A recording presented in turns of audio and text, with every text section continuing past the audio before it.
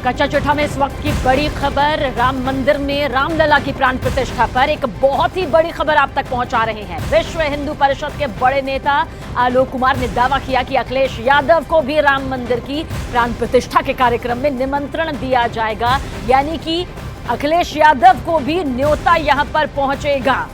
और आज पूरे दिन देश के अंदर डिंपल यादव का एक बयान ट्रेंड करता रहा। डिंपल यादव ने खुलकर कहा कि अगर राम मंदिर के कार्यक्रम में निमंत्रण मिला, न्योता मिला तो जरूर जाएंगे, और अगर निमंत्रण नहीं मिला तो भी बाद में जरूर जाएंगे। लेकिन आज ही समाजवादी पार्टी के महासचिव स्वामी प्रसाद मौर्य के बयान की भी काफी चर्चा रही, जिन्होंने हिंदू धर्म पर सवाल उठा दिए।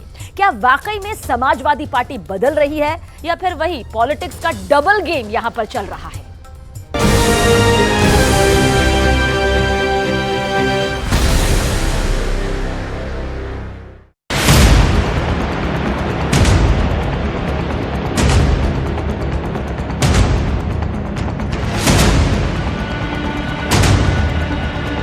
अगर निमंत्रण आएगा तो निमंत्रण रामलला ट्रस्ट की तरफ से, और अगर नहीं आएगा तो भी जाएंगे, बाद में जाएंगे। राम मंदिर बनाने में भाजपा का कोई योगदान नहीं है। हिंदू धर्म नहीं है, बल्कि एक धोखा है, और जिसे हम ये बड़प्पन है उस न्यास का, ये बड़प्पन है केंद्र सरकार का, जिन्होंने सबको निमंत्रण दिया। अपने अपने कमरों में बैठ करके ये राम मंदिर कैसे बन गया रो रहे हैं, वो आएंगे भी नहीं। हमारी पार्टी नहीं जाएगी, हमने बिल्कुल स्पष्ट किया है, और इसके पीछे हमारी एक बुनियादी समझ है। वही जो राम रचि राखा, तो जो हर इच्छा न्योता सबको गया है, लेकिन पहुंचेंगे वही जो राम चाहेंगे। की राजनीतिकरण जो हो रही है इस पूरी की पूरी इनॉग्रेशन की, उससे हमारी ये आपत्तिजनक।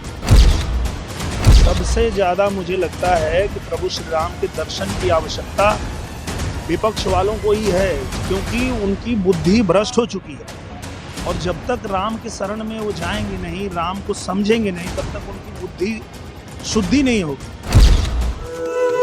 मंगल भवन अमंगल हारी। प्रभु श्री राम का नाम ही ऐसा है कि नाम लेते ही सब मंगलमय होने लगता है।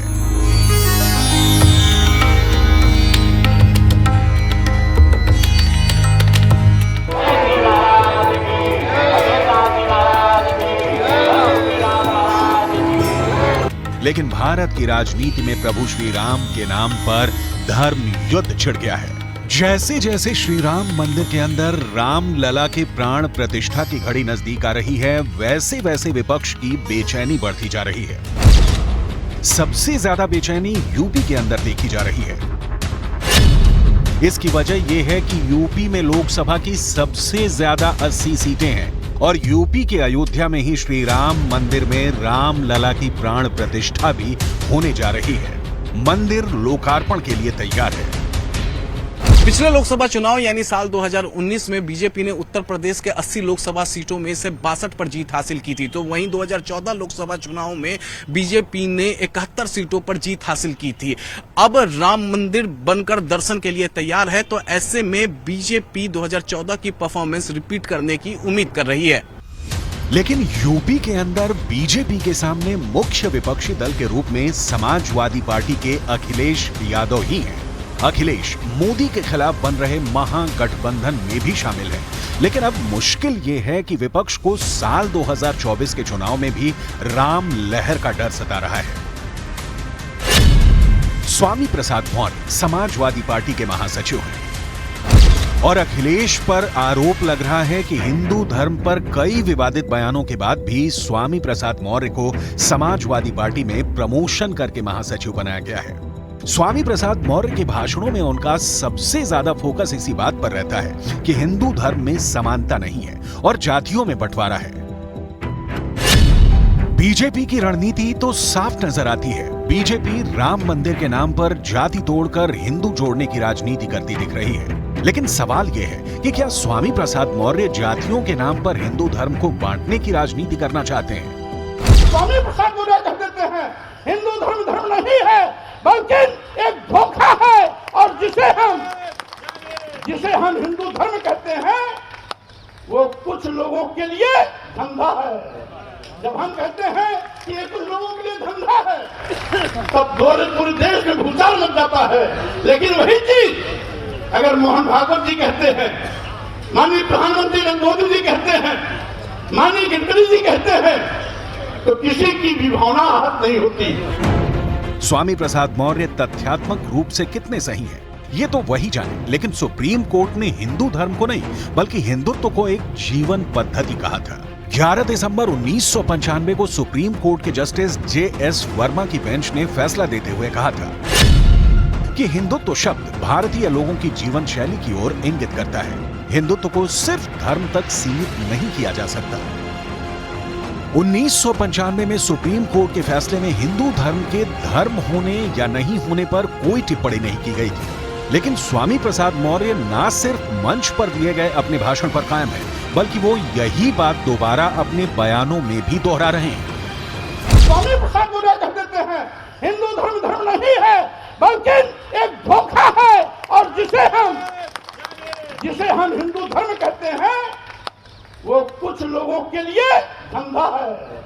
जब हम कहते हैं कि ये कुछ लोगों के लिए धंधा है तब पूरे देश में भूचाल मच जाता है।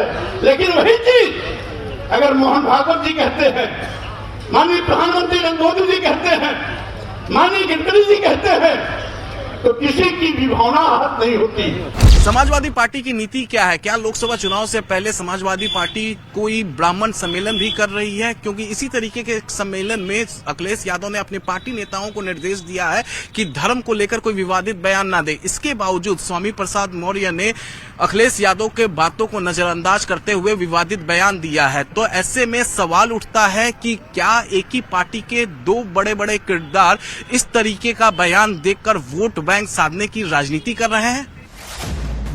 ये सवाल इसलिए खड़ा हो रहा है क्योंकि जैसे ही हिंदू धर्म पर प्रश्न उठाते हुए स्वामी प्रसाद मौर्य का बयान चर्चा में आया, वैसे ही समाजवादी पार्टी की सांसद डिंपल यादव भी मीडिया के सामने आई और उन्होंने दो महत्वपूर्ण बयान अलग अलग समय में दिए। सबसे पहले डिंपल यादव ने श्री राम मंदिर के प्राण प्रतिष्ठा कार्यक्रम की प्रशंसा की और इसके बाद डिंपल यादव ने साफ साफ कहा कि अगर निमंत्रण मिला तो मैं जाऊंगी और अगर निमंत्रण नहीं मिला तो मैं बाद में राम मंदिर जाऊंगी। मैं समझती हूँ कि जो कार्यक्रम हो रहा है अच्छा है, कार्यक्रम हो रहा है, और राम जी का जो अस्तित्व है, जो राम जी क्या चाहते हैं, राम जी चाहते हैं कि हम सबके मन में राम बसे। जो उनका चरित्र है, जो उनका स्वभाव है, उस स्वभाव को हमको अपनाना है, उसको ग्रहण करना है, लगातार उसी पथ पे चलना है जिस पथ पे राम जी चले थे, जो सच्चाई का पथ है, जो ईमानदारी का पथ है, जो सबको मिलकर चलने का पथ है। तो मेरा मानना है कि सभी देशवासियों को राम जी को ग्रहण करने का समय सही समय। क्या 22 जनवरी को आप जाएंगे अयोध्या? अगर निमंत्रण आएगा तो जाएंगे। निमंत्रण रामलला ट्रस्ट की तरफ से, और अगर नहीं आएगा तो भी जाएंगे, बाद में जाएंगे। इस बयान से साफ संदेश मिलता है कि समाजवादी पार्टी में कहीं ना कहीं एक ऊहापोह और बेचैनी की स्थिति बनी हुई है। मतलब ये है कि बाबरी मस्जिद को शहीद करके उसमें ये आज वो उसका जश्न मना रहे हैं 22 तारीख को, तो मुसलमान इसका तो कोई सवाल ही पैदा नहीं होता कि मुसलमान को ये रूहानी तकलीफ है। और ये 22 का दिन मुसलमानों मैंने हिंदुस्तान की तारीख में काले हरफों में लिखा जाएगा। आइए जरा देखते हैं राम मंदिर पर अब तक किस किस राजनेता को निमंत्रण जा चुका है। अब तक कांग्रेस पार्टी के कई दिग्गज नेताओं को श्री राम मंदिर के अंदर गर्भगृह में श्री राम की प्रतिमा की प्राण प्रतिष्ठा के कार्यक्रम का निमंत्रण जा चुका है। कांग्रेस की पूर्व अध्यक्ष सोनिया गांधी, कांग्रेस के मौजूदा अध्यक्ष मल्लिकार्जुन खड़गे, लोकसभा में कांग्रेस पार्टी के संसदीय दल के नेता अधीर रंजन चौधरी, कांग्रेस नेता और पूर्व प्रधानमंत्री मनमोहन सिंह, जनता दल सेकुलर के अध्यक्ष पूर्व प्रधानमंत्री HD देवेगौड़ा को भी निमंत्रण भेजा जा चुका है और CPM के महासचिव सीताराम येचुरी। हालांकि सीताराम येचुरी की पार्टी CPM ने इस कार्यक्रम में जाने से इनकार कर दिया है। सीताराम येचुरी की तरफ से कहा गया है कि मंदिर के नाम पर राजनीति हो रही है, इसलिए वो कार्यक्रम में नहीं जाएंगे। लेकिन वृंदा करात ने मीडिया के सामने पार्टी के बुनियादी उसूलों का भी जिक्र किया है। हमारी पार्टी नहीं जाएगी, हमने बिल्कुल स्पष्ट किया है और इसके पीछे हमारी एक बुनियादी समझ है।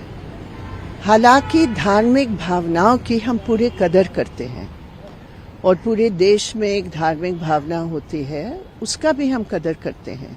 और मैं समझती हूँ ये धार्मिक भावनाओं को भी लॉन्ग रन में वो, क्योंकि पॉलिटिक्स जब धर्म को हथियार के रूप में देखेगा तो धर्म की इज्जत भी नहीं रहती। अब सीपीएम के विरोध में बीजेपी की तरफ से एक के बाद एक बयानों की झड़ी आ गई है। कई बीजेपी सांसदों ने कार्यक्रम से दूरी बनाने वालों को राम विरोधी कहना शुरू कर दिया है। उनको पॉलिटिसाइज शब्द से नफरत नहीं है, उनको नफरत है भगवान राम के उस मंदिर से। जो राम जन्मभूमि मंदिर निर्माण के विरोधी हैं, जो राम भक्तों के विरोधी हैं, जो मंदिर निर्माण सहन नहीं कर पा रहे हैं, ये हनुमान जी महाराज की गदा उसी के लिए है। स्वामी प्रसाद मौर्य जी को दिल्ली में एक अस्पताल है, दिल्ली से दूर है, आगरा के पास है, इनको ज़रूर वहाँ जाना चाहिए। बढ़िया से वहाँ इंजेक्शन देते हैं। बीजेपी की बड़ी विजय के बाद देश के बदलते राजनीतिक माहौल में अब कांग्रेस समाजवादी पार्टी और उसके साथियों को 2024 की सबसे बड़ी चुनौती से जूझना होगा, क्योंकि एक तरफ मुस्लिम वोट और तुष्टीकरण का चक्रव्यूह है और दूसरी तरफ हिंदुओं का समर्थन पाने की चुनौती भी है।